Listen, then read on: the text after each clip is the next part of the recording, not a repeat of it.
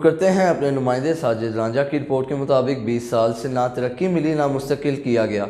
Punjab union council के मुलाजमीन सरापा एहतजाज मुलाजमीन का सिविल सेक्रेटरीट के बाहर एहतजाजी मुजाहिरा धरना दिया। कहते हैं मुतालबात की मंजूरी तक नहीं उठेंगे। यूनियन कौंसिल के सदर मोहम्मद आसिफ का कहना है हमने कई दफ़ा पहले भी दरख्वास्त दी और 2 साल पहले भी सेक्रेटरीट के बाहर एहतजाज किया मगर हमें कहा गया कुछ करते हैं। आज 2 साल बाद पंजाब भर से 36 अजला से मुलाजमीन सदर मोहम्मद आसिफ और जनरल सेक्रेटरी राना इरफान नायब सदर मलिक एजाज अवान की क़यादत में सेक्रेटरीट के सामने एहतजाज किया गया और साथ ही आइंदा सदर की जानिब से यूनियन को 2 अप्रैल को एहतजाज के लिए कह दिया गया। मुलाजमीन का कहना था हमारा यही मुतालबा है कि मैट्रिक के मुलाजमीन को प्रमोशन दिया गया। हमारी तालीम तो FA BA मास्टर है, हमें 20 साल होंगे मगर हमको प्रमोशन नहीं दिया गया। हमारी वज़ीर आज़म इमरान खान वज़ीर आला पंजाब से अपील है कि हमारे मुतालबात मंजूर किए जाएँ।